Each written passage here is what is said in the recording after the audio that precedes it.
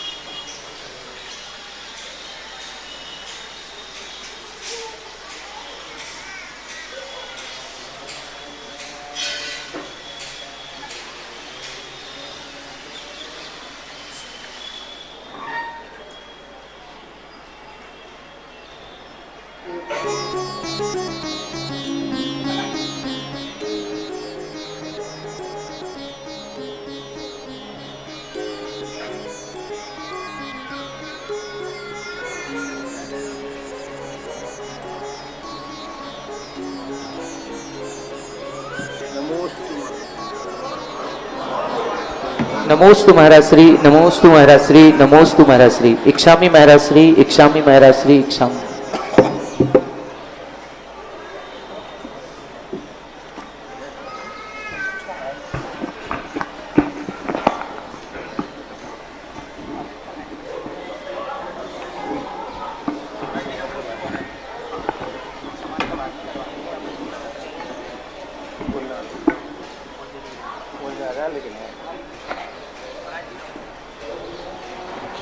अपरानिक प्रक्षणा स्वाध्याय विलयाम श्री कायुष्यर्गम करो।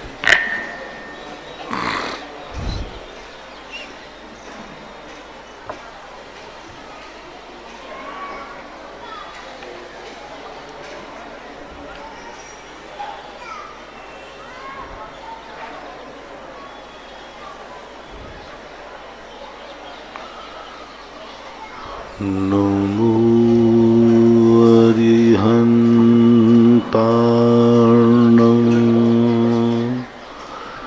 नमो सिद्धार्णं, नमो आयर्यार्णं, नमो वज्रायार्णं, नमो लोये सवशाहूर्णं।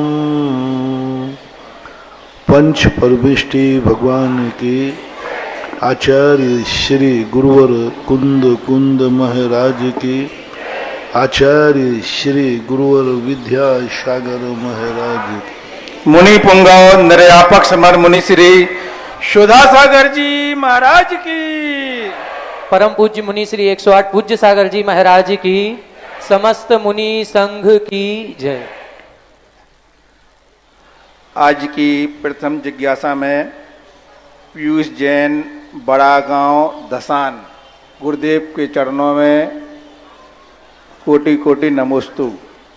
आपकी जिज्ञासा है कि जिस समय राजा शरण्यक ने मुनिराज के गले में सर्प डाला था, तब उन्हें नरक गति का बंध हुआ था या उसके पहले शिकार करते समय नरक आयु का बंध हुआ? कल प्रश्न आया था परसों, जिस समय सर्प डाला उसी समय हुआ था।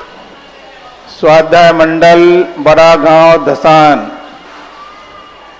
गुरुदेव के चरणों में बारंबार नमोस्तु। आपकी जिज्ञासा है, रावण पहले सम्यक दृष्टि थे पर बाद में वह छूट गया सम्यक, तो आपकी जिज्ञासा है कि सम्यक दर्शन उन्हें जब हुआ, जब सीता का हरण किया उस समय छूटा कि मृत्यु के समय, मरते समय छूटा? जैनागम में स्पष्ट उल्लेख है कि सम्यक दर्शन कुलाचार के ऊपर होता है। चूंकि रावण शुद्ध कुल वाला था, उच्च कुल वाला था, विद्याधर था। अष्टपौड़ की टीका में स्पष्ट उल्लेख आया है कि जो जैन कुल वाले श्रावक हैं, शब्द व्यसनी को या उस प्रकार की स्थिति को सम्यक दर्शन की स्थिति नहीं कहे। फिर भी यदि उसका सम्यक दर्शन मान भी लेते हैं तो सम्यक दर्शन अलग चीज है और चारित्र मोहिनी कर्म का उदय अलग चीज है। क्योंकि शास्त्रों में उसको सम्यक दृष्टि शब्द का प्रयोग किया है और विद्याधर होने से सम्यक दर्शन उसको था, ऐसा कहा। अब कब सम्यक दर्शन छूटा ये तो नहीं कह सकते, लेकिन ये निश्चित है जब नरक आयु का बंध किया तो उसका सम्यक दर्शन छूट गया था। ये उल्लेख नहीं मिलता कि नरक आयु का बंध उसने कब किया। विदेही के अपहरण के ऊपर नरक आयु के बंध का हम ऐसा कोई प्रसंग नहीं कह सकते। आगम में ऐसा कोई उल्लेख नहीं कि उसने इस समय नरक आयु का बंध किया, लेकिन नरक आयु का बंध तो किया है। और सम्यक दर्शन भी कब तक रहा है ऐसा कोई आगम में उल्लेख नहीं। उन्हें बहुत बार पूज्य रविशरण महाराज ने रावण को सम्यक दृष्टि कहकर संबोधन किया। रावण बहुत बड़ा नीतिज्ञ था। वो तो ये दुर्घटना थी, पूर्व भाव के कर्म के उदय के कारण से घटना घटी। रावण जैनागम के अनुसार व्यसनी नहीं था, व्यसनी नहीं था। वरुण द्वीप का जब युद्ध हुआ, वरुण द्वीप के राजा की रानी रावण पर मोहित होती, बहुत सुंदरी थी। मोहित होकर के रावण उसके मोह में नहीं फंसा, उसको क्या संबोधन किया है, बहुत संबोधन करके और उसका स्थितिकरण किया। वहां रावण के पूरे वैष्णव के पूरे चाल थे, क्योंकि सामयिक वाले की तरफ से प्रस्ताव आया था वरुण द्वीप की राजा की रानी ने, लेकिन उस रावण ने उसकी तरफ आंख उठा के भी नहीं देखा और उसको संबोधन किया। संबोधन करके उसका स्थितिकरण किया। तो रावण ऐसा व्यसनी था नहीं। ये जो दुर्घटना है ये एक्सीडेंटल केस है, ये दुर्घटना है। और इसकी कहानी यदि हम शास्त्रों से पढ़ते हैं तो ये पूर्व जन्मों से 16 भव की कहानी है। 16 भवों से ये चल रहा है सारा झगड़ा। 16 भवों से ये सब चारों के चारों जीवों का संबंध है। रावण का, विदेही सीता का, राम का, लक्ष्मण का, 16 भवों से ये चारों का यही प्रपंच चल रहा है। तो सीता के ऊपर मोहित होना ये पूर्व भव के कर्म की विडंबना ही समझो। नारायण प्रति नारायण व्यसनी होते हैं ऐसा नहीं, कोई भी नहीं। अन्न प्रति नारायण भी तो थे, वे तो नरक गए। उन्होंने तो अपहरण नहीं किया था, उन्होंने तो कोई व्यसन नहीं किया था, फिर भी वो नरक गए। तो वह अन्न जो आज जो है तो वे कभी भी नरक की स्थिति नहीं बनी और उनके जीवन में कभी भी कोई व्यसन भी देखने में नहीं आया। जितने नारायण प्रति नारायण होते हैं इनमें कोई भी बुराई, कोई भी व्यसन देखने में नहीं आया। फिर भी इनका नियोग होता है तो ये मानना चाहिए। इसलिए यह प्रसंग लाना कि उस समय सम्यक दृष्टि था या नहीं अपन निषेध नहीं कर सकते। और नरक आयु का बंध उस समय हुआ ऐसा कोई नियामक कारण आगम में नहीं है। बस वो एक एक्सीडेंटल केस है। पूर्व भव के कर्म का ऐसा बंधन निधत्त निकाचित था। पूर्व भव में उसने निधत्त निकाचित कर्म बांधा था पूर्व भव की कहानी में कि मैं इसको प्राप्त करके रहूंगा। ऐसी स्थिति बन करके बनी। जैसे आप लोगों में कई बार ऐसे हो जाते हैं घटनाएं तो कर्म की विडंबना बांधना चाहिए, उसको सम्यक दर्शन से नहीं जोड़ना चाहिए। दिनेश जैन, गुड़गांव। पूज्य गुरुदेव के चरणों में कोटि सा नमन। आपकी जिज्ञासा है महाराज जी, परसों के पृथ्वी के और समान। देखो रावण का अपन ने ये तो देख लिया कि उसने अपहरण किया, उसका गुण तो देखो। अपहरण करने के बाद कौन पुरुष है जो नारी को छोड़ देगा? और वो नारी अकेली थी कि सबके साथ थी? अकेली थी। और बल किसके पास था? ताकत किसके पास था? कुछ भी कर सकता, कुछ भी कर सकता। यदि व्यसनी होता, लंपटी होता, तो वह किसी प्रकार काय का नियम काय का धर्म, काय का नियम धर्म है, वो तो उसके साथ कुछ भी कर सकता था, लेकिन नहीं किया। इससे सिद्ध है कि उसकी एक नियत आदतन अपराधी नहीं था, वो एक सडनली घटना थी भवांतर की, जो निधत्त निकाचत के रूप में चारित्र मोहिनी कर्मोदय में आया और उसने ऐसी घटना घटा दी।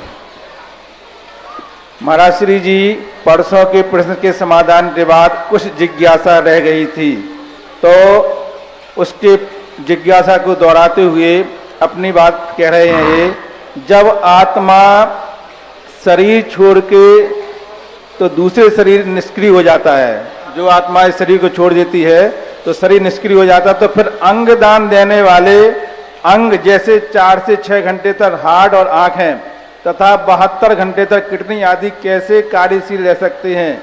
क्या इन्हें दूसरे शरीर तक ले जाने में किसी आत्मा की जरूरत नहीं होती है? तो ये अंग सक्रिय कैसे रह जाते हैं?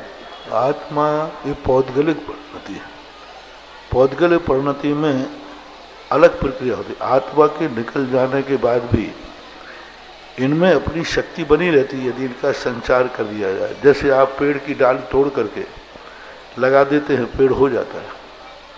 अब वो जीव तो निकल गया, उसी पेड़ में रह गया, तुमने तो एक डाल तोड़ी मात, और उसके डाल तोड़ने के बाद आपने लगाया तो वो पेड़ कैसे हो गया? वो आत्मा वहीं छूट गई। इस आत्मा ने उसमें प्रवेश कर दिया। जैसे आंख निकाल के बाद, मरने के बाद आंख निकाली, तो आंख को वहां जोड़ते ही उस आत्मा का जो खून का संचार था वो नसों से मिल गया, उसमें जाकर के फैल गई, आत्मा फैल गई। क्योंकि आत्मा का स्वभाव है अनुगुरु देह प्रमाणो संहारप संपदो छेदा अस्मदो व्यवहारो निश्चय नयदो असंख्य देशो वा। पूज्यवर नेमीचंद महाराज ने द्रव्य संग्रह में कहा, अनुगुरु देह प्रमाणो, जैसे जैसे देह बढ़ जाती है आत्मा अपने फैलाव कर लेती है और संकोच कर दी। आंख निकल गई, उसकी आत्मा संकोच को प्राप्त हो गई। आंख जोड़ दी, जो आत्मा वहां थी उसमें प्रवेश कर गई। तो आत्मा के प्रदेश सिकुड़ते भी हैं और फैलते भी हैं। सिकुड़ते भी हैं, फैलते भी हैं। मान लो उंगली कट गई तो आत्मा का प्रदेश सिकुड़ जाएगा, और फिर उंगली किसी ने जोड़ दी, आत्मा के प्रदेश फैल जाएंगे। ये संकोच विस्तार देह के प्रमाण के अनुगुरु देह प्रमाण हो।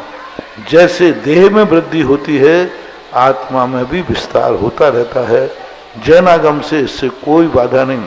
इसकी आत्मा उसमें नहीं चली गई, उसका जो पार्ट था उस पार्ट में अभी इतनी शक्ति थी कि यदि कोई संचार उसमें खून का चल दे तो वो खून उसमें चल जाता है, जैसे पेड़ पौधों में चलता है ऐसा। संपदा जैन, श्री गजपंता जी, सिद्ध क्षेत्र। गुरुदेव के चरणों में कोटि सा नमन। आपकी जिज्ञासा है, अपने पाप कर्मों के लिए अपने आप को क्षमा करना, क्या यह भी क्षमा धर्म का अंग नहीं है? दूसरों को क्षमा करने से पूर्व अपने आप को क्षमा करना आवश्यक नहीं है क्या? अपने आप को तो क्षमा व्यक्ति स्वतः करता ही रहता है। अपने आप की सजा कब लेता है? और क्षमा का अर्थ ये थोड़ी है कि हम उसको ताड़ित न करें। क्षमा का अर्थ थोड़ी ना है कि हम उसको सुधारें नहीं। क्षमा का अर्थ है कि हम उसका सर्वनाश न करें। इसी प्रकार हम आत्मा के लिए क्षमा करते, लेकिन उसने गलती की है तो उसको डांटना पड़ेगा, प्रतिक्रमण करना पड़ेगा, तस्मिच्छामि दुक्खड़म कहना पड़ेगा, उसकी निंदा ग्रह करना पड़ेगा। हाँ, उसके प्राण नहीं लेंगे। गुरु शिष्य को डांटता है गलती करने में, तो क्या गुरु ने उसको क्षमा नहीं किया? बोलो, एक पिता बेटे को गलती करने पर डांट रहा है, तो काय का पिता है बेटे को क्षमा नहीं कर रहा है? उसका डांटना ही क्षमा है, उसका थप्पड़ मारना ही क्षमा है, उसको हिदायत देना ही क्षमा है। क्षमा कितने रूप में आ गई? उसने गलती की है, पिताजी ने देखा तो पिता का थप्पड़ मारना ही क्षमा है, गुरु का डांटना ही क्षमा है। गुरु डांट रहा है वो क्रोध में नहीं आएगा, माँ बच्चे को डांट रही है क्रोध में नहीं आएगा, वो सब क्षमा के अंतर्गत आएगा। सुधारने का भाव है, इसलिए सुधारने के भाव को भली वो दंड पूर्वक क्यों ना हो, वो क्रोध में नहीं आएगा। मजिस्ट्रेट फांसी देता है वो हत्यारा नहीं कहलाएगा, मजिस्ट्रेट किसी को जेल लिखता है वो कसाई नहीं कहलाएगी। मजिस्ट्रेट कहते कितना कसाई उसको जेल भेज दिया। बोलो, मजिस्ट्रेट ने किसी को सजा लिखी है, वो उसकी क्षमा है या निर्दयता है? यदि इसको निर्दयता कह दोगे तो क्या अनर्थ हो जाएगा? बहुत अनर्थ हो जाएगा। यदि निर्दयता, मजिस्ट्रेट को इतनी दया नहीं आई, देखो उसको फांसी लिख दी, उसको 20 साल की सजा लिख दी, उसके बाल बच्चे भूखे मर जाएंगे, उसके घर में कोई नहीं है, ये सारी दया यदि मजिस्ट्रेट को आ जाए और उस दया के कारण वो बरी कर दे, तो बोलो क्या होगा? अनर्थ हो जाएगा। यदि वो सजा नहीं लिखता है तो वो गलत है, उसका सजा देना ही धर्म है, और धर्म सो क्षमा है, यही अहिंसा है। सजा देना हिंसा, फांसी देना हिंसा, फांसी के तख्ते पर चढ़ा देना ये भी अहिंसा है। क्योंकि यदि फांसी के तख्ते पर नहीं चढ़ाएंगे तो तुम कह रहे हो देखो इसने मार डाला, मार डाला, वो 100 लोगों को मारता है, उसको बचा लिया है। यदि वो जिंदा रहता है तो कितनों को मारता? 100 को। उसको मारना जरूरी था, तो बोलो एक को मारा है मजिस्ट्रेट ने कि 100 को बचाया है? एक अपराधी को जेल भेजा है कि 100 का दुख को शगुन में बदल दिया? ये सोचना चाहिए। सैनिक दिन भर मारने का भाव करता है, लेकिन वो हत्यारा नहीं, उसको देश का रक्षक कहते। दिन भर 24 घंटे मारने का, और मारने का भाव करते करते वो मर गया। बहुत अच्छा उदाहरण है, सैनिक गोली से मार रहा है, क्या भाव है? चूक नहीं जाए। निशाना क्या बना रहा है? चूक नहीं जाए, बिल्कुल एक चूक नहीं जाए। उसी समय उसको गोली लगी, मर गया। तो बोलो कहां जाएगा? मारने का भाव करते करते मरा है, लेकिन आज तक किसी भी आगम में सैनिक क्यों दुर्गति नहीं भेजा? क्योंकि वो मारते मारते नहीं मरा है, देश को बचाते बचाते मरा है। उसको शहीद बोलते हैं। केल में आया मारते मारते बचा है, लेकिन सत्य ये है देश को बचाते बचाते उसने अपने प्राण दे दिए, ऐसा मानना चाहिए। मनोज जैन, दिल्ली। गुरुदेव के चरणों में बारंबार नमोस्तु। आपकी जिज्ञासा है कि 10 सालों से अपने घर दुकान में छोटा सा मंदिर में फोटो रखकर दीप जलाते हैं, नमोकार मंत्र पढ़ते हैं, माला करते हैं, लेकिन आपने बताया कि घर की दुकान पर ऐसा नहीं करना चाहिए, तो अब हम उस फोटो और मंदिर का क्या करें? क्या करें? देखो, शगुन के रूप में वो जलाओ, आरती और पूजन के लिए मत जलाओ। एक शगुन होता है, भाई शाम हो गई, दीपक को मांगलिक के रूप में रख दिया, तो शगुन अलग चीज होती है। जैसे आप लोग प्रवचन के समय फोटो के सामने दीप प्रज्वलन करते हैं, तो ये आरती के लिए करते हैं कि शगुन के लिए? शगुन के लिए आप जलाइए, लेकिन फोटो की पूजा नहीं करना। फोटो की पूजा करोगे तो गड़बड़ हो जाएगा। फोटो लगी है, लगी रहने दो। दीप जल रहा है, जलने दो। बात शगुन के लिए जलाओ, लक्ष्य बदल दो, दीपक नहीं बदलना है। दीपक का अभिप्राय बदल देना है कि हम पूजा के लिए नहीं, शगुन के लिए, मंगल के लिए जलाते गए। ऑनलाइन जिज्ञासाओं के पश्चात जिनवाणी चैनल, सुधा कलश चैनल और आदिनाथ चैनल के समक्ष विराजित सभी गुरु भक्तों की ओर से और साक्षात यहाँ पर गुरु चरणों में विराजित सभी मुनि भक्तों की ओर से पूज्य मुनि श्री के चरणों में बारंबार नमोस्तु नमोस्तु नमोस्तु। आज के जिज्ञासा समाधान कार्यक्रम में प्रथम जिज्ञासा रखेंगे श्रमण संस्कृति संस्थान सांगानेर के ऐसे युवा विद्वान जिन्होंने अपनी वाणी से, अपने ज्ञान से सांगानेर संस्थान को 25 वर्ष हो गए और इन 25 वर्षों के इतिहास में एक नया कीर्तिमान स्थापित किया है।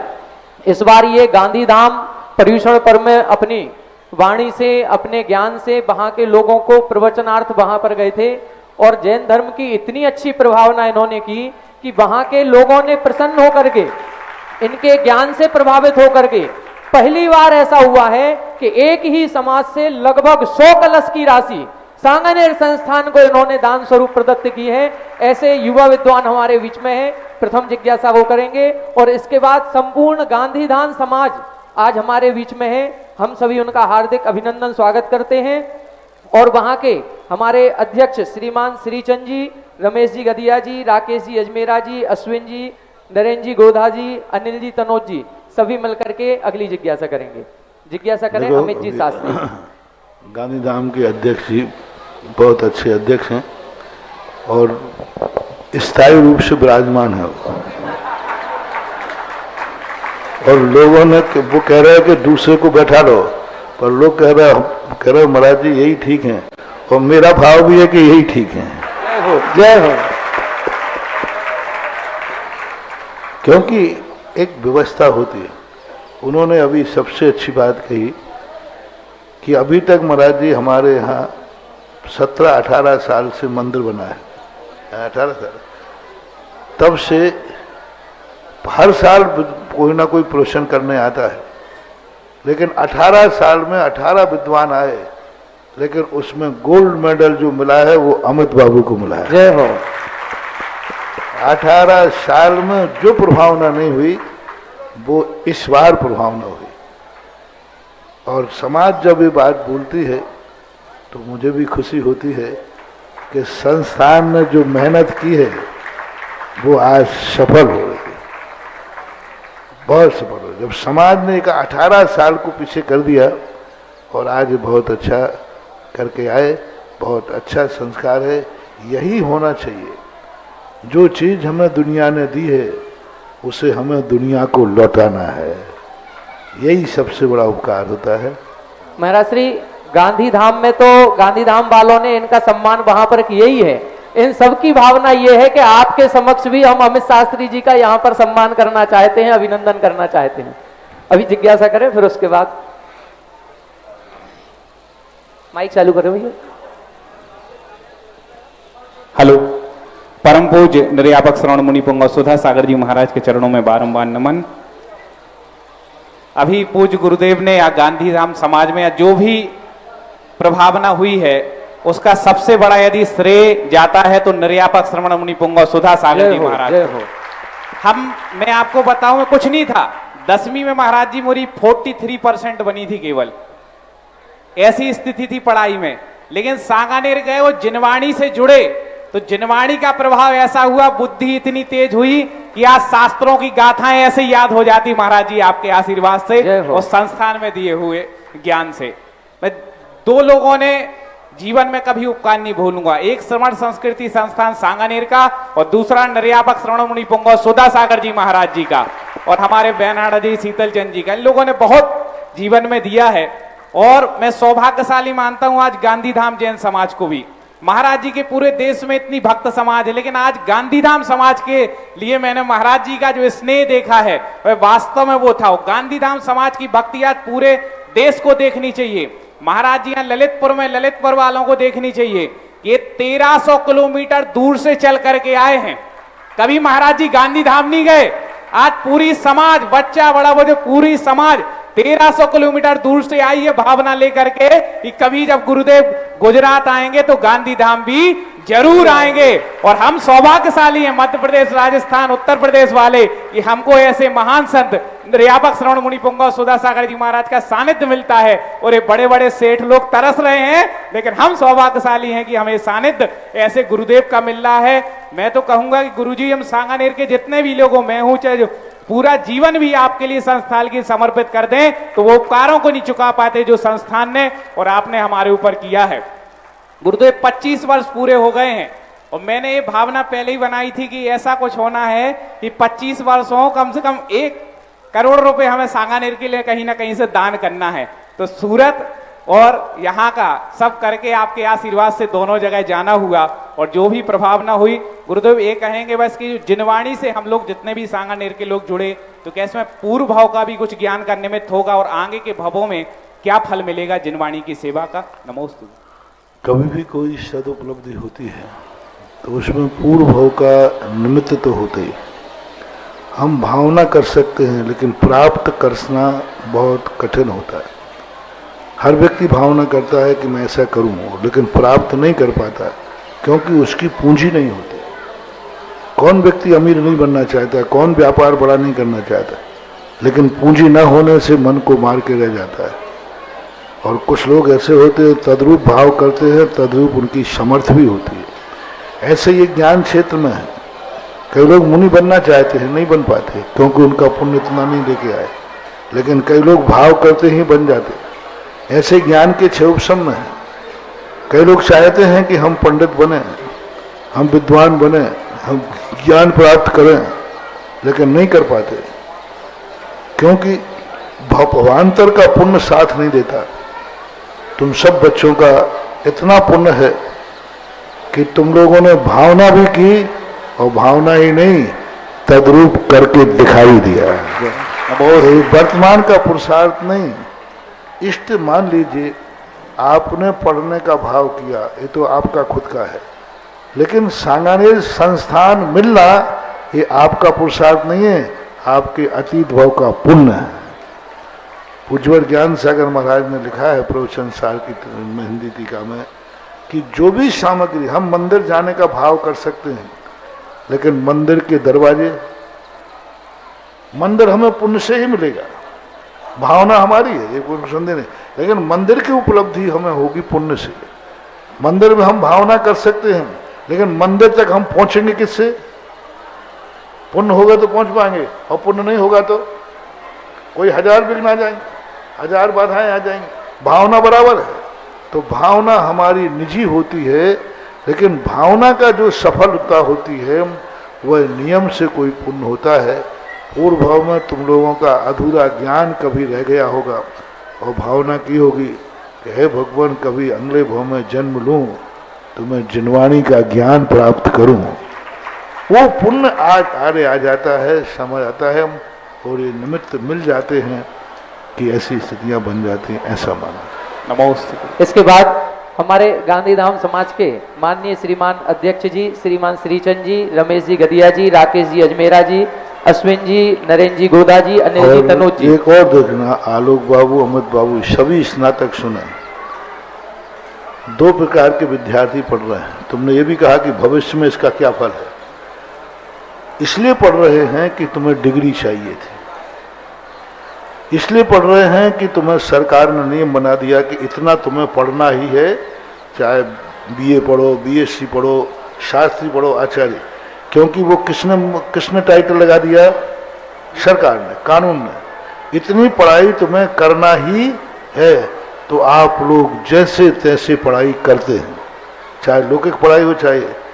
यदि इसी उद्देश्य को लेकर पढ़ाई की है कि नहीं मुझे तो शास्त्री आचार्य बनना है, मुझे तो एमए एमएससी करना है, तो करना है, क्योंकि उसके बिना नौकरी नहीं मिलेगी, इसके बिना हमारी आजीविका नहीं चलेगी। तो ये ज्ञान यहीं रह जाएगा, भविष्य में काम नहीं आएगा।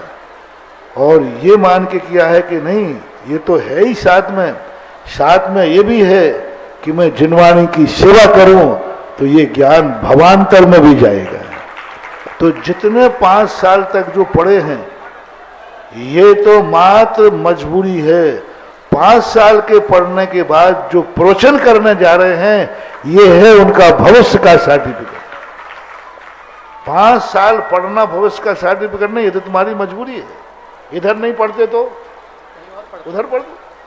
पढ़ना तो तुम्हें था ही, लेकिन पढ़ने के बाद जो प्रवचन करने जा रहे हो, जो तुम्हें प्रभावना में आनंद आ रहा है, ये है तुम्हारा भविष्य का निर्णायक। ये ज्ञान जितने लोग प्रवचन करने जा रहे हैं खुशी खुशी हर्ष के साथ और आनंद आ रहा है, ये ज्ञान आपको भविष्य में जन्म से ही ऐसा ज्ञानी बना देगा जैसे देवता बिना पढ़े लिखे एक अंतर मुहूर्त में ज्ञानी हो जाते हैं। देवता बिना पढ़े लिखे के, कॉलेज नहीं है, एक अंतर मुहूर्त पर पढ़ते ही द्वादशांग का ज्ञान हो जाता है। कोई पढ़ा नहीं, कोई लिखा नहीं, अपने आप क्षयोपशम हो जाता है। वे कौन है उनको एक अंतर मुहूर्त में इतना बड़ा क्षयोपशम हो गया? वो यही हैं जिन्होंने जिनवाणी को इसलिए पढ़ा है कि मैं जिनवाणी को आत्मसात करूं और सारे जगत को जिनवाणी बताऊं। तो ये परिणाम, तो अब जो तुम प्रवचन करके आ रहे हो, जो छात्र प्रवचन कर रहे हैं, अतीत का तो मैंने बता ही दिया था और भविष्य का, वर्तमान का बता ही दिया। अतीत का क्या था वो बता दिया, वर्तमान का तुमने किया तो समाज यहां तक तुम्हें भेजने आई। आज तक किसी महाराज को भी इतनी दूर भेजने नहीं गई। हाँ, इतनी दूर भेजने गए, कोई नहीं गया इतनी दूर भेजने। इतनी दूर वो तुम्हें यहां भेजने आई। ये वर्तमान का तुम्हारा पुरस्कार है। भविष्य का पुरस्कार है कि जो तुम्हारे अब संस्थान से जाना कोई कानूनन जरूरी नहीं है, श्रद्धा है, भक्ति है, और फिर भी तुम अपने श्रद्धा से, उत्साह से, भक्ति से जो स्नातक जा रहे हैं, ये भविष्य में भी जन्म से ही पर्याप्तक होते ही इतना ज्ञान प्राप्त करेंगे, बिना पढ़े लिखे ही। ये भविष्य का फल है। और अनुरोध करेंगे सभी हमारे बीच में परम सम्माननीय गांधी धाम से आदरणीय श्री अध्यक्ष जी श्री श्रीचंद जी, श्री रमेश जी गदिया जी, श्री राकेश जी अजमेरा, श्री अश्विन जी, श्री नरेंद्र जी गोधा, श्री अनिल तनोज जी, श्री विजय अजमेरा, श्री राजकुमारी, श्री अर्चना जी आए। और हमारे जो अमित शास्त्री जी ने जिन धर्म और जिनागम की जो इतनी प्रभावना आपके गांधी धाम में की है, हम ललितपुर वाले भी देखें कि किस प्रकार हृदय से आप उनका सम्मान कर रहे हैं। और गांधी धाम वालों का भी, सभी का, हमारे पंचायत समिति के, निर्माण समिति के, बर्नी कॉलेज समिति के, नेत्र चिकित्सालय समिति के जो भी यहाँ पदाधिकारी हों, अध्यक्ष मंत्री आए और माल्यार्पण और शाल पहना करके, पगड़ी लगा करके उनका भी सम्मान करें। हेलो हेलो,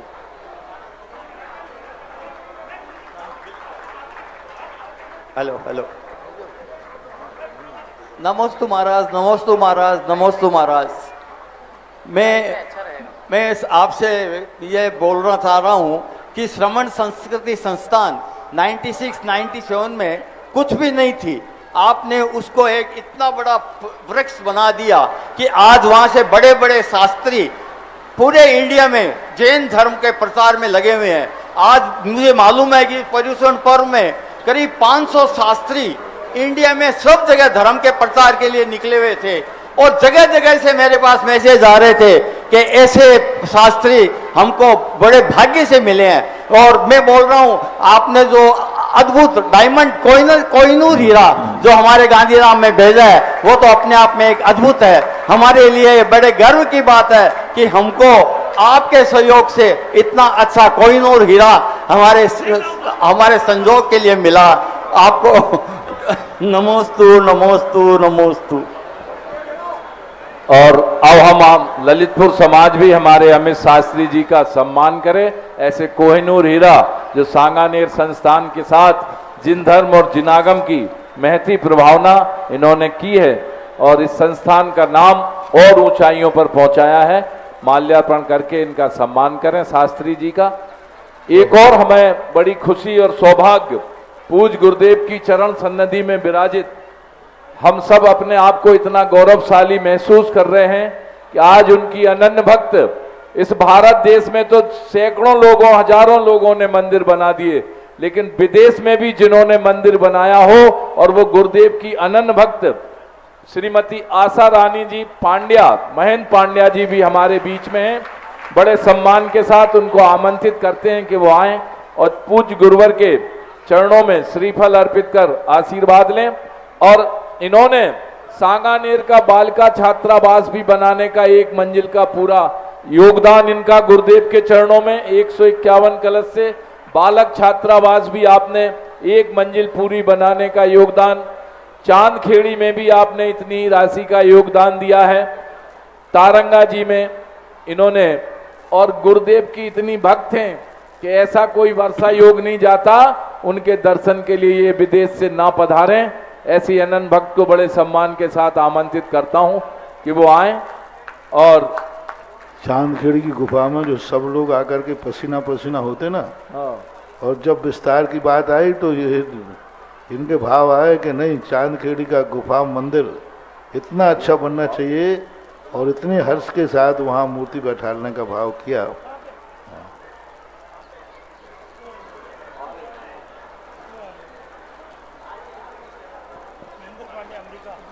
एक बार बहुत जोरदार ललितपुर समाज अपने आप को गौरवान्वित महसूस करती है आशा रानी पांड्या जी का सम्मान करके, हमारे अपने बीच में पाकर के हम सब गौरवान्वित हैं।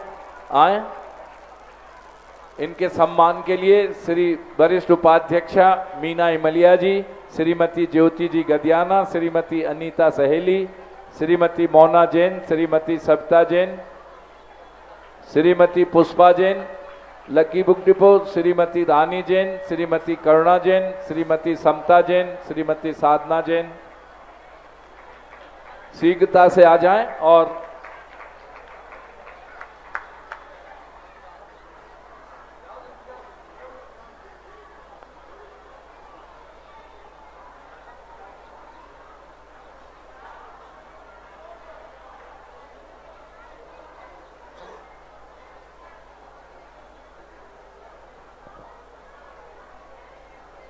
सभी लोग माल्यार्पण जरूर करें।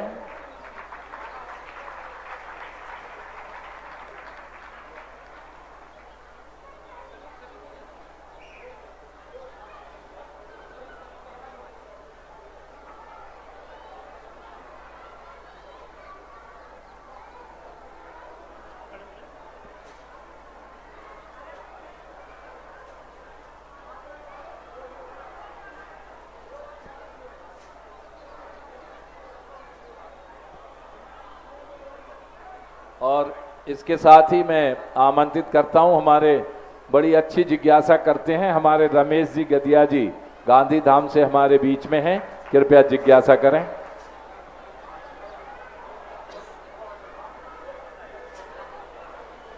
गुरुवर नमोस्तु नमोस्तु नमोस्तु। तो भैया सामने से गुरुजी नहीं दिखते। नमोस्तु गुरुवर। गुरुवर, आप कई बार अपने प्रवचन में बोलते हैं कि मैं किसी जेल के अंदर गया, जेल में एक जेली मिला, वो निर्दोष था, उसका पता मेरे को ऐसे लगा कि मैंने आंख बंद करी कि वो तोता निकला, उसने घर पे तोता पाल रखा था। ऐसा ही एक दो उदाहरण आप बहुत देते हैं कि एक बुढ़िया आई मेरे पास रास्ते में, उसको ऊपर की बाधा थी, मैंने आंख बंद करी तो लगा कि बाधा नहीं। गुरुवार, आज से 3 साल पहले, 3.5 साल पहले एक व्यक्ति ऐसा भी था जिसको आप जानते और मैं भी जानता हूँ। उसको ज्योतिषियों ने कहा था कि उसके 7.5 है, वो खत्म हो जाएगा बिल्कुल और उसका नाश हो जाएगा, इतनी 7.5 है। जब ये समाचार आपके पास आए गुरुवार, तो आपने कहा चिंता की बात नहीं है, कुछ नहीं होगा। और उसके बाद में गुरुवार, उसके बाद कोरोना काल आया, कोरोना काल के बाद में और भी काफी आए, पर इस व्यक्ति को आज दिन तक कुछ नहीं बिगड़ा गुरुवार। उससे पहले ज्यादा बढ़ गया, उससे पहले से ज्यादा वो आज बहुत ज्यादा बढ़ गया गुरुवार, जिसको आप भी जानते हैं और मैं भी जानता हूं। गुरुवार, मेरी जिज्ञासा है कि आप कहेंगे तो नहीं कि मुझे अवधि ज्ञान है, क्योंकि मुझे मालूम है आप अपने मुख से नहीं कहेंगे, पर गुरुवार आपको कर्म चेंज करने की भी कला आती है क्या? कि पाप का उदय उसका है और आपने कला चेंज कर दी उसको। देखो, मैं अवधि ज्ञान तो नहीं कहूंगा, लेकिन गॉड गिफ्ट है, इसको कैसे नकारूं? जय हो। और गॉड गिफ्ट कहलाती है कि अपनी भक्ति के माध्यम से, अपनी श्रद्धा भक्ति के माध्यम से, कभी मेरे गुरु ने एक मंत्र दिया था, उस मंत्र का चमत्कार है। मैंने पूछा था कि महाराज इस समाज में बीच में रह करके किस प्रकार की स्थिति करें कि सफलता मिले। उन्होंने एक ही बात कहा, किसी का अहित करना नहीं और अपना स्वार्थ रखना नहीं, जाओ सफलता तुम्हारे चरणों में आएगी। निजी स्वार्थ रखना नहीं और किसी का हित करना नहीं, और बस जाओ जो बोलोगे वही सफल होगा, और वो आशीर्वाद दिया ही था। ये बात कह के क्या कहा था? अपना स्वार्थ रखना नहीं, किसी का हित करना नहीं, जाओ हाथी वत विचरण करना है। जय हो गुरुवर, नमोस्तु गुरुवर, नमोस्तु। गांधी धाम से ही हमारे बीच में मातृशक्ति की ओर से श्रीमती अर्चना जी भी जिज्ञासा करें, पूरे महिला मंडल की ओर से।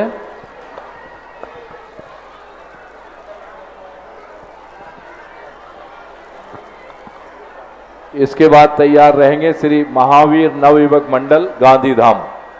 हे गुरुवर, गांधीधाम दिगंबर जैन समाज के कण कण से आपके लिए कोटि कोटि नमोस्तु नमोस्तु नमोस्तु। गुरुवर, आप अक्सर अपने प्रवचन में एक कुम्हार का उदाहरण देते हैं जिसमें उसे अचानक से मिले हीरे की कीमत को कोई आंक नहीं पाता। अभी अभी आपने अपने प्रवचन में बताया कि चारित्र्य मोहिनी के प्रभाव से रावण ने सीता का हरण किया। हमारा ऐसा कौन सा अंतराय कर्म है, हमारे पास देवशास्त्र गुरु का इतना अच्छा सानिध्य मिला है, फिर भी हम उसकी कीमत को आंक नहीं पाते और अपना कल्याण नहीं कर पाते। गुरुवर, मेरा दूसरा प्रश्न इसी श्रृंखला में है। जैन धर्म अपने रक्तदान, चक्षुदान, अंगदान और शरीर दान का धर्म की अपेक्षा से कितना समर्थन करता है? पहला प्रश्न तो यह है कि व्यक्ति इसलिए धर्म की कीमत नहीं समझ पाता क्योंकि वह जिंदगी में कई बार ऐसे लक्ष्य बना लेता है कि मैं संसार का सबसे बलवान आदमी बनूं, मैं संसार के सबसे बड़ा धनवान आदमी बनूं, मैं संसार में मेरी हुकूमत हो, सारे संसार में मेरी जय जयकार हो। तो ये सांसारिक संकल्प कई बार धर्म के क्षेत्र में, मंदिर में, भगवान के सामने कर लेता है। परिणाम स्वरूप धर्म के बदले या भगवान के सामने इस प्रकार के संकल्प किए जाते हैं तो वे संकल्प अपना हावी हो जाते हैं, वो तुम्हें धर्म से दूर रखते हैं, वो तुम्हें गुरुओं की सानिध्य से दूर रखते हैं। क्योंकि तुमने कहा कि तुमने कभी संकल्प किया कि मैं संसार का सबसे बड़ा धनवान बनूं, तो वो जो संकल्प कर्म बन गया है, वो कर्म बंध तुम्हें ऐसे निपटों पे बैठाएगा जहां धन तो मिलेगा लेकिन धर्म नहीं मिलेगा। जैसे गांधीधाम, जैसे गुजरात, अब वहां धन तो है लेकिन गुरु नहीं है, धन तो है लेकिन वो वातावरण नहीं है जो वातावरण यहां है। क्योंकि कभी कभी ऐसा मन हो जाता है, वो कर्म उदय में आकर के वो उसी तरफ हमें ले जाता है जहां तक हमारे लक्ष्य की पूर्ति हो। हमने संकल्प किया था कि मैं बहुत बड़ा धनवान बनूं, यदि मैंने धर्म किया है तो उस समय का बांधा हुआ पुण्य तुम्हें वह दिशा निर्देश देगा जहां धन मिलेगा, व्यापार मिलेगा, आजीविका मिलेगी, सब मिलेगा। लेकिन ये भाव जब कोई व्यक्ति कर लेता है कि मैंने जिंदगी में कोई धर्म किया है तो मुझे धर्म मिलना चाहिए, गुरु नहीं छूटना चाहिए, भगवान नहीं छूटना चाहिए, ऐसा जो लोग संकल्प कर लेते हैं, जैसे ललितपुर,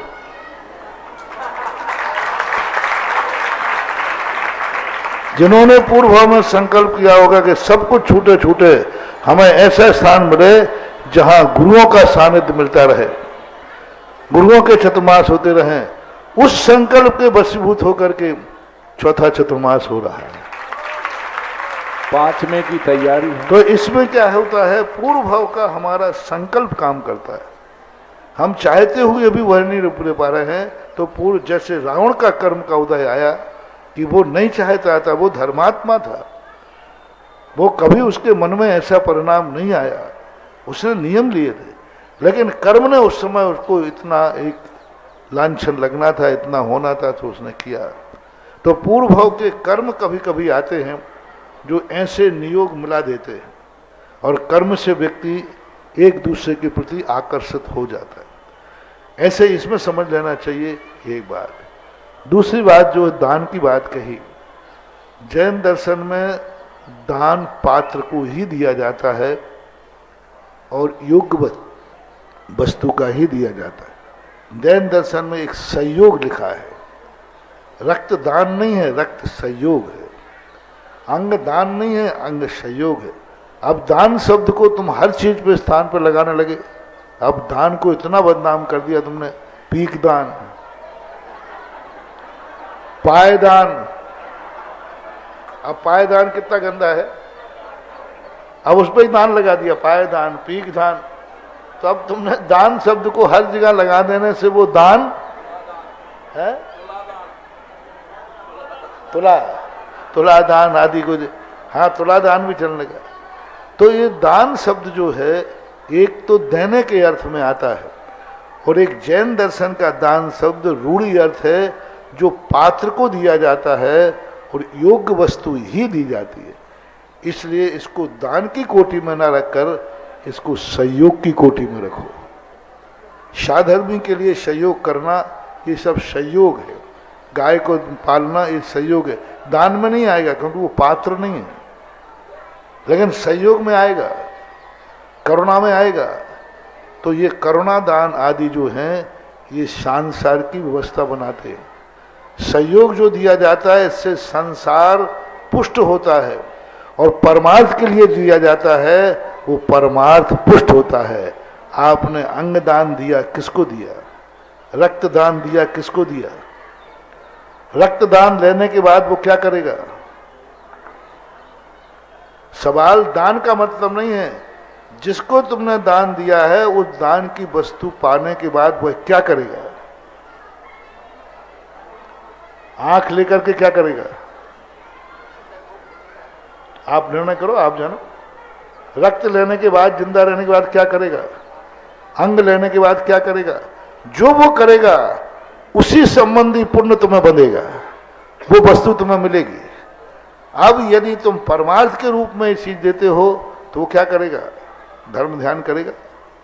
तो दान दी हुई वस्तु से सामने वाला व्यक्ति जो उपयोग करेगा उस संबंधी पुण्य देने वाले को बंधेगा। इसलिए वह सहयोग की कोटि में लेना चाहिए। जैन दर्शन इसका निषेधक नहीं है, लेकिन जैन दर्शन इसको दान की कोटि में नहीं लेता है। नमोस्तु गुरुवर। श्री महावीर नवयुवक मंडल, और इसके बाद तैयार रहें श्री विजय जी अजमेरा, इसके बाद तैयार रहें श्री सरोज जी गुरसराय। नमोस्तु गुरुवर। मैं गांधीधाम नवयुवक मंडल, इसके बारे में थोड़ा सा बताऊंगा आपको। आपने तारंगा में ये नाम हमको दिया था और आपने ये आशीर्वाद दिया था कि ये नाम रखो। पहले हम एक फ्रेंड्स ग्रुप चलाते थे, इससे पहले जब तारंगा पंचकल्याणक में आपने बोला भगवान महावीर नवयुवक मंडल नाम करो, ये आगे तक जाएगा। और गुरुवर आपके आशीर्वाद से ये पूरे इंडिया में अभी बहुत छोटे छोटे काम करके और नाम कमा रहा है। इसमें हमारे सभी बड़ों का सहयोग है जिससे हम लोग ये कर पा रहे हैं। एक वैसे अमित भैया के सानिध्य में हमने भी इस बार जो 14 की भगवान जी का विहार किया, नगर विहार, उसमें सभी ने, पूरे नगर में सभी समाज के सभी पुरुषों ने केसरिया धोती दुपट्टे पहन के किया था। फिर भी ये और कहीं की शंका है, थोड़ा इसका समाधान चाहेंगे कि कुछ लोग पैंट शर्ट में भी पालकी को हाथ लगा देते हैं, तो उसका क्या है? वो उचित है या अनुचित है गुरुदेव? सर्वथा अनुचित है।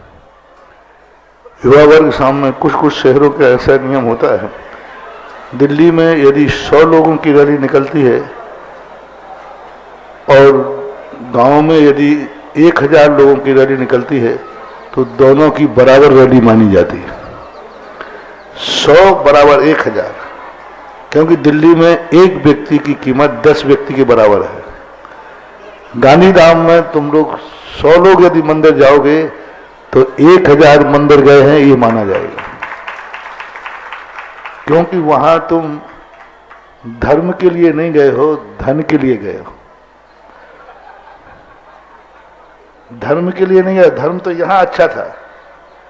तुम लोग कहीं, वहां के तो कोई भी नहीं है, सब लोग वहां गांधीधाम धन के लिए गए हो कि धर्म के लिए? धन के लिए। तो धन के लिए गए हो, फिर भी यदि तुम धर्म करोगे तो तुम्हारे लिए धर्म का पुण्य ज्यादा लगेगा।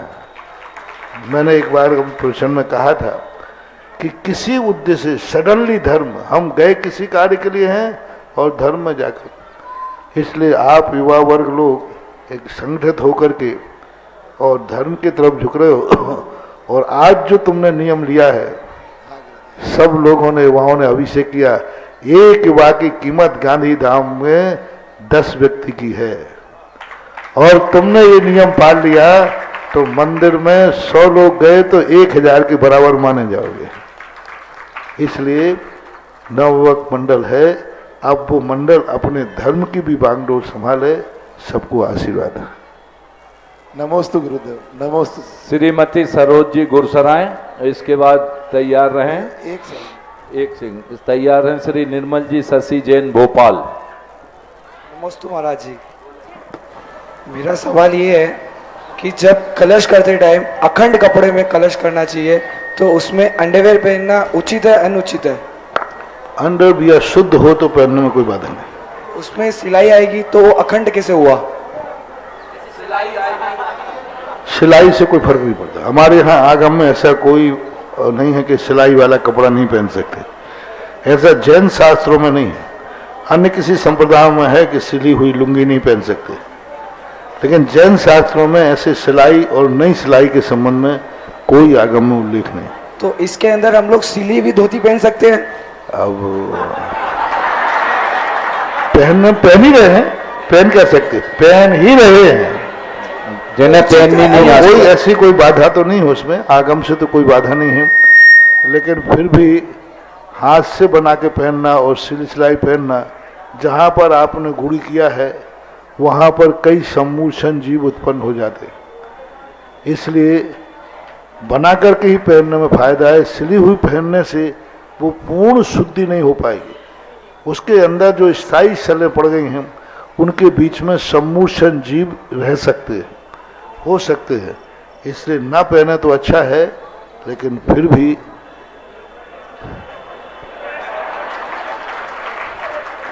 मजबूरी, कम से कम देखने में तो धोती ही लग रही है ना। जिज्ञासा करें श्रीमती सरोज जी गुरसराय, इसके बाद तैयार रहें श्री निर्मल जी शशि जैन भोपाल। फिर भी लोगों को ध्यान रखना, सिली हुई धोतियां पहनना अच्छा नहीं है। गांठ लगा करके अपने हाथ से पहनना, पहनने का भी एक अलग पुण्य है।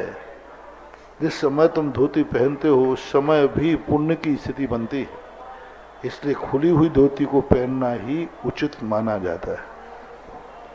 मेरे श्रद्धेय गुरुवर, आपके चरणों में मेरी ओर से मेरे परिवार की ओर से बारंबार नमोस्तु नमोस्तु नमोस्तु। हे गुरुवर, मेरा प्रश्न है कि गृहस्थ में रहते हुए अनुमतों को धारण करते हुए हिंसादि पाप आदि हो जाते हैं, जिसका मन में बहुत दुख होता है एवं पश्चाताप होता है। इन पापों से बचने के लिए क्या करें? सावधानी, यत्नाचार, जो गृहस्थिक कार्य हैं, जो नित्य नियम से होते आए हैं, होते रहेंगे, या तो उन कार्यों को करना छोड़ो, यदि नहीं छोड़ सकते हैं तो सावधानी ही उसका प्रायश्चित है, यही करना। श्री निर्मल जी शशि जी भोपाल, इसके बाद श्रीमती आकांक्षा मृदुल जैन भोपाल। 108 मुनि पुंग और निर्यापक मुनि सुधा सागर जी महाराज के चरणों में हमारा त्रिवार नमोस्तु नमोस्तु नमोस्तु भगवान नमोस्तु। भगवान, मेरा प्रश्न है कि जिस समय जीव पूर्व शरीर को छोड़कर नया शरीर धारण करने के लिए जाता है, उस समय उसके मन तो रहता नहीं है, फिर भी वह कैसे गमन करता है महाराज जी? विग्रह गतहु कर्म योगा जैन सिद्धांत में है। जैसे आप लोग जो रडार वगैरह छोड़ते हैं अंतरिक्ष में, उनमें कोई व्यक्ति नहीं रहता ड्राइवर, फिर भी वो छोड़ देते हैं, फिर भी वो आकाश में जाके काम करता रहता है कि नहीं? ऐसा ही जीव जब जिंदा रहता है उस समय कर्म में ऐसी चाबी भर देता है एक विग्रहगति नाम कर्म होता है। उस नाम कर्म में ऐसी चाबी भर दी जाती है कि वह कर्म के लिए जहां का वो कांटा सेट कर देते हैं वो कर्म वहीं ले जाता है। जैसे उन्होंने उसमें रिटायर में या अंतरिक्ष में भेजने यान में सेट कर दिया कि इतने किलोमीटर की रफ्तार से चलेगा, इतने बजे वहां पहुंचेगा, वहां इस प्रकार का सर्वे करेगा, वो अंतरिक्ष में बचा हुआ विमान वही कार्य करता है कि नहीं? कोई ड्राइवर नहीं है जी, तो भी कर रहा है। ऐसा ही हमारे यहाँ है जिसको आयु कर्म के बंध के समय उसमें चाबी भर दी जाती है कि यह जीव इस प्रकार का करेगा और विग्रह गति अपने उस चाबी भरे हुए परिणाम के अनुसार जीव को ले जाता है। मन की कोई जरूरत नहीं है। नमोस्तु महाराज, नमोस्तु नमोस्तु। श्रीमती आकांक्षा मृदुल भोपाल, इसके बाद तैयार रहें।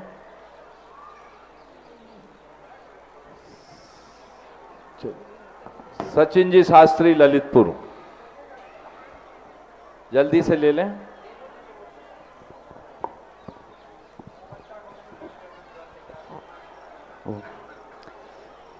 परम उपकारी पूज्य निर्यापक मुनि सुधा सागर जी महाराज के चरणों में बारंबार नमोस्तु।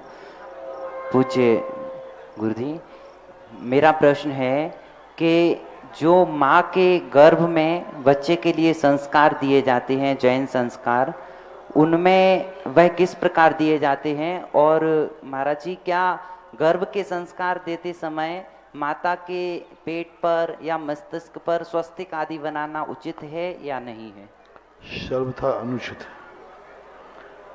आगम में ऐसी कोई भी क्रिया द्रव्य रूप से माता के शरीर को स्पर्श करने की नहीं कही। आजकल कुछ पंडित, कुछ त्यागी वृत्ति इस प्रकार का नाटक कर रहे हैं, जो सर्वथा अनुचित है, सर्वथा अनुचित है। कोई आगम का उल्लेख नहीं।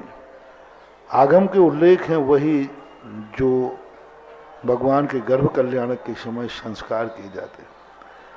पूज्यवर जिनसेन स्वामी ने महापुराण के अंदर गर्भान्वय क्रियाओं का उल्लेख किया। उन गर्भान्वय क्रियाओं में कहीं भी इस प्रकार की क्रिया का संकेत नहीं दिया। उन्होंने ये जरूर कहा है कि गर्भान्वय क्रियाओं में जाकर के हर महीने 8वां महीना 5 उस महीने मंदिर में जाकर पूजा करना चाहिए, भक्ति भाव करना चाहिए, धर्म ध्यान करना चाहिए, तीर्थों की वंदना करना चाहिए। दोला होता है दोला, उसमें भी भगवान की वंदना सब करने को कहा, लेकिन उस पर संस्कार करना ये एक बहुत बड़ी गलती है। एक त्रिवर्णाचार करके एक हुए थे, किसी ने लिखा, उसका सारे भारत में सारे जैन विद्वानों ने बहिष्कार किया, क्योंकि वो ऐसा भ्रष्ट श्रावकाचार के रूप में लिखा गया था जिसमें कहीं जैनत्व तो नहीं आता है। इसलिए ऐसा नहीं करना चाहिए, माताओं को नहीं करवाना चाहिए, चाहे कोई भी त्यागी वृत्ति हो, चाहे वो आर्यिका माता हो, चाहे ब्रह्मचारी ब्रह्मचारिणी हो। ये संस्कार वहाँ पर पेट आदि पे कराना ये सर्वथा जैन आगम बाय है, बाय ही नहीं जैन आगम विरुद्ध है। पंडित श्री विजय जी मुंबई प्रवासी जबलपुर जिज्ञासा करें। इसके बाद तैयार रहें श्रीमती रेखा गंगवाल जी गांधीधाम। गुरुदेव के चरणों में सशक्त नमन। सिंहनाद करने वाले गुरुदेव, मेरी एक जिज्ञासा है कि इस समय अयोध्या का विकास और अन्य क्षेत्रों का कहना चाहिए दूसरे के द्वारा कब्जा किया जा रहा है, तो उनके संरक्षण के लिए क्या उपाय किए जाए? आपकी निष्क्रियता के कारण से कब्जे हो रहे हैं, आपकी सक्रियता के कारण कब्जे हट जाएंगे। जैन समाज चूंकि अर्थ प्रधान समाज है, उसके कारण से वह व्यक्ति जैन ही को अर्थ की तरफ मुड़ता है, धर्म लुटता है। वो कहता है जाने दूसरा मंदिर बना लेंगे। कौन माथा बोड़ी करे? कौन माथा बोड़ी करे? दूसरे लोग हैं एक एक इंच जमीन को मर जाते, नहीं हमें वही जमीन चाहिए। और जैनी कहता है काय को माथा बोड़ी करना, एक मंदिर गया दूसरा बना लेंगे, तीसरा बना लेंगे। सवाई माधोपुर के अंदर एक बार बहुत राजाओं का समय था, किसी कारण से किसी ने मंदिर पर किसी गलत अफवाह के कारण से मंदिरों पर कब्जे कर लिए। राजा ने खुद आकर के क्षमा मांगी और जैनियों को मंदिर देना चाहा, तो जैनों ने कह दिया लूटी हुई चीज में वापस नहीं देता, उसको आप लोगों ने लूट लिया है।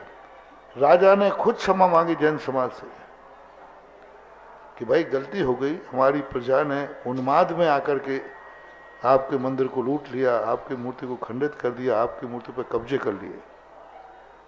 लेकिन जैन समाज ने कह दिया जो लूट चुके हो वो लुटा हुआ माल, लुटे हुए मंदिर में हम पूजा नहीं करते। और आज भी वो मंदिर खंडहर पड़े हैं और उतने ही जैनियों ने नए मंदिर बना करके राजा से कहा आपको जमीन देना राजा से दीजिए, और नए मंदिर उतने ही बनाकर उससे बड़े मंदिर बना करके और प्रतिष्ठा करा करके हुआ। वो पुराने मंदिर भी मैं देख आया हूँ और नए मंदिर भी देख आया हूँ। तो इस कारण से जैनियों की, और दूसरी बात है जैनियों की जो एक अहिंसक प्रवृत्ति है वो तो कुछ भी करके सामने आ जाते हैं, तो वे मजबूरी है, फिर भी प्रयास करना चाहिए। जो बड़ी बड़ी अंतर्राष्ट्रीय संस्थाएं हैं इनको आगे आकर के इन चीज़ों को संभालना चाहिए। गुरुदेव इसी का पूरक प्रश्न है, अयोध्या में मनुकरों का। हेलो, श्रीमती रेखा जी गंगवाल और इसके बाद तैयार रहें श्रीमान संदीप जी जबलपुर। नमस्ते महाराज जी। महाराज जी, हमारे घर का कोई सदस्य अगर ज़्यादा बीमार हो जाता है, फिर हमें मंदिर में अनुष्ठान करवाते हैं, नमोकार मंत्र का जाप घर पे करवाते हैं, 24 घंटे धर्म में लगे रहते हैं, फिर भी उस व्यक्ति की मृत्यु हो जाती है, तो महाराज जी हमारा धर्म कहाँ तक सार्थक है? महाराज जी दूसरा सवाल ये है, जब कोरोना काल था तो आपने बोला था घर में दीपक जला के रखो तो नेगेटिव एनर्जी चली जाएगी और कोरोना घर में प्रवेश नहीं करेगा। तो महाराज जी वो दीपक अभी तक भी हम घर पे करते हैं, तो महाराज जी अगर एक दिन हम भूल भी जाते हैं तो हमें थोड़ा वहम होता है। प्रवेश नहीं करेगी एक बात, प्रवेश करते समय वह कुछ कम हो सकती है। डॉक्टर भी तो दवाई देता है इससे ठीक हो जाएगा, फिर भी मरीज मर जाता है, तो दवाइयाँ बंद कर देना चाहिए, चालू रखना चाहिए। दवाइयाँ लेते डॉक्टर क्या कहता है ये दवाई से ठीक हो जाएगा, फिर भी मर सकता है कि नहीं? मर सकता है, तो फिर उस दिन के बाद दवाइयाँ बंद कर देना चाहिए। गाड़ी में बैठते हो तो एक्सीडेंट हो सकते हैं कि नहीं? हो सकते कि नहीं? मर भी सकते हैं, तो गाड़ी में बैठना बंद कर देना। अरे गाड़ी का एक्सीडेंट हुआ, उसको उठाने के लिए भी गाड़ी से जाओगे, और उसका भी एक्सीडेंट हो गया तो उसको भी उठाने गाड़ी से जाओगे। ये बैठे हैं काला जी, सीकर में यही हुआ था, जिसके यहाँ बैठने गए थे, बैठने गए वो गाड़ी का एक्सीडेंटल केस था, हाँ ये, और फिर गए तो उसका भी, हाँ 5-6 लोग गए, 10 लोग गए, फिर भी तुमने आज तक गाड़ी में बैठना नहीं छोड़ा। राकेश बाबू गाड़ी का त्याग कर दे, क्योंकि गाड़ी में बैठने से नहीं कर सकते। मतलब संसार के कार्यों में बार बार दुर्घटनाएं होती हैं, फिर भी तुम्हें ये मन नहीं आता कि अब क्या करना। धर्म कार्य करते समय यदि चूक गए तो अब महाराज धर्म क्या करना। कितने % धर्म की चूक होती है, एक्सीडेंट कितने % होते हैं? 1000 लाख गाड़ी निकलती है तब कोई एक होता है। ऐसे ही धर्म में क्यों? धर्म में जितनों ने धर्म किए 98% कोरोना ने शांति धारा ने बचाया है, 2% मौत हुई। जिन जिन की मैंने शांति धारा कराई उनमें 2% एक्सीडेंट हुए, 98%। तो बोलो अब क्या करना चाहिए? 2% को सुनकर के शांति धारा बंद करें कि 98% पे चालू रखें? 98% है, पूरा रिकॉर्ड देख लेना। जहां मैं क्षेत्र में था बजोलिया में, आप पूरा वहां रिकॉर्ड है, पूरा मैंने पूरा रिकॉर्ड निकलवाया था। मैंने कहा 2 साल वहां रेगुलर रहना पड़ा को ना, मैंने पूरे शांति धारा का, मैंने कितनों ने शांति धारा कराई और पता करो कितने ऊपर चले गए। पूरे शांति धारा का रेगुलर जो निचोड़ निकला 2%। 2% में ज्यादा कह रहा हूं, 2% भी नहीं बनेगा। तो अब वो, अब जिसके यहां घट जाती है ऐसे तो ऑपरेशन थिएटर पे भी लोग मर जाते हैं, तो क्या लोग ऑपरेशन कराना बंद कर देते हैं? तो ये सोचना चाहिए, धर्म के बाद भी मौत हो जाती है तो धर्म का ये समझना चाहिए, जैसे औषधि देते हुए मौत हो जाती है तो औषधि का दोष नहीं है, उसके कर्म ही ऐसे निधत्त निकाचित थे। धर्म करते हुए मौत हो जाए तो ये सोचना चाहिए कि धर्म का पुण्य कम था और पाप कर्म का उदय ज्यादा था, इसलिए प्रभावकारी नहीं हुआ। धर्म को और डबल बढ़ा देना चाहिए। नमस्ते। हो गई। महाराज जी के चरणों में त्रिबार नमोस्तु नमोस्तु नमोस्तु। महाराज जी, मेरी जिज्ञासा ये है कि जो उच्च पद पे, समाज के उच्च पद पे जो बैठे होते हैं, उनको क्या नियम का पालन करना चाहिए? अगर ऐसे ही कोई नियम होते हैं, अगर वो नहीं करते हैं तो समाज को उनके लिए क्या सोचना चाहिए? समाज को जिस समय चुनते हैं उस समय ध्यान देना चाहिए। अभी चुनाव के समय आया था, फिर मत कहना कि सरकार ऐसी आ गई। तो सारा चिन्ह तो वोटों के समय तो तुम लोग सावधान रहते नहीं हो और बाद में कहते हो कि ये सब व्यक्ति आ गया। जो व्यक्ति जैसा राजा बैठेगा वह राज गद्दी पे बैठने के बाद स्वतंत्र है। ये तो प्रजा को देखना है कि हमें कैसा व्यक्ति चुनना है, कैसा व्यक्ति गद्दी पे बैठाना है। वोटों के समय यदि प्रजा चेत जाए तो कभी ये प्रश्न करने की जरूरत ही नहीं पड़ेगी, क्योंकि अपने मन माफिक रूप आता है। वोटों के समय तो बिक जाते हो, वोटों के समय तो अंधे हो जाते हो, वोटों के समय तो आप कुछ दिखता नहीं है और बाद में बैठते हैं तो आपको जैसा होगा वैसा होता है। फिर भी पदों पर बैठ करके अच्छे होना चाहिए, प्रजा का ध्यान रखना चाहिए।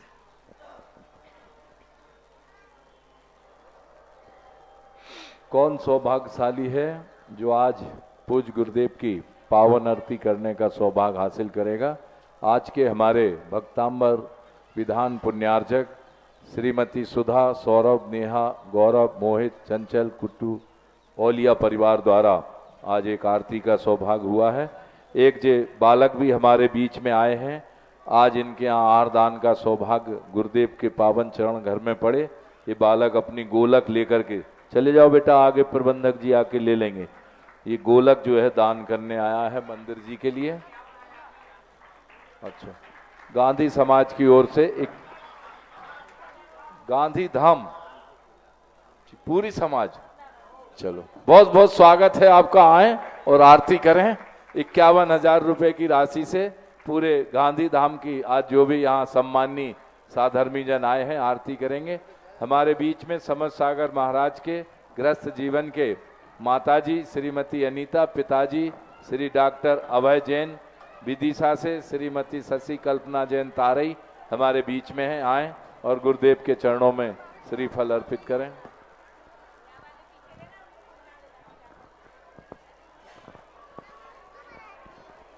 दे दें, आरती दे दें सारी।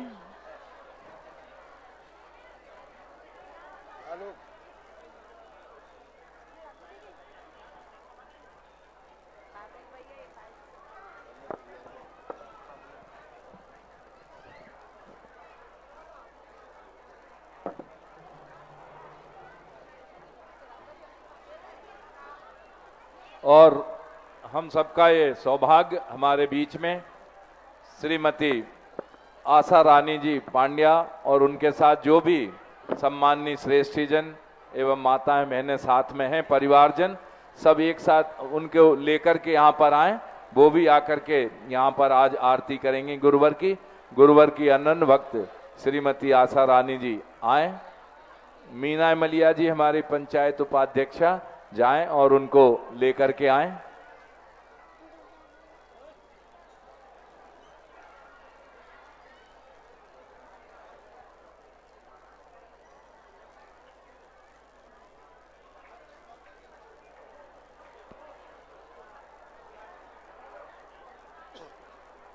मोमबत्ती दे दें, माचिस ने मोमबत्ती दे दें।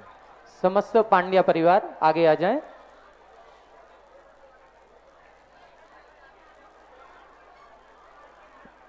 हमारे ललितपुर नगर के अन्य जितने भी साधर्मी जन हैं वो थोड़ा सा पीछे की ओर हो जाएं और आज का ये सुअवसर गांधीधाम दिगंबर जैन समाज को और हमारे पांड्या परिवार, श्रीमती आशा रानी जी पांड्या, समस्त परिवार को आगे आकर के उनको अवसर प्रदान करें।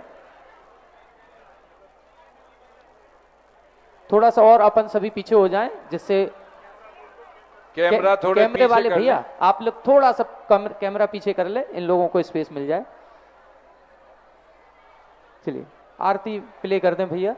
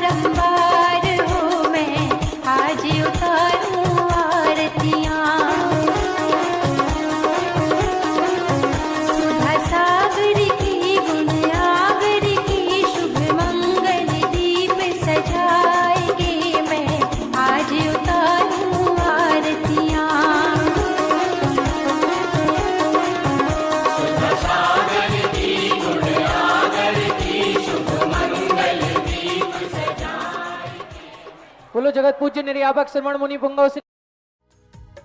इस कार्यक्रम के पुण्यार्चक थे श्री 1008 श्री अभिनंदन नाथाय नमा, श्री दिगंबर जैन अभिनंदनोदय अतिशय तीर्थ क्षेत्र, station road, civil line, Lalitpur, Uttar Pradesh. प्रबंधक श्री राजेंद्र जैन धनवारा, पूर्व पार्षद, 9889888555। प्रबंधक श्री मोदी पंकज जैन, वरिष्ठ पार्षद, 9450037469। अंतर्गत श्री दिगंबर जैन समाज पंचायत समिति रजिस्टर्ड, ललितपुर, उत्तर प्रदेश। अध्यक्ष इंजीनियर अनिल जैन, अंचल। 9415112333। महामंत्री doctor Akshay Jain Tadaiya 9415509458। Senior manager Sharad Kumar Jain Malaya 7080732808।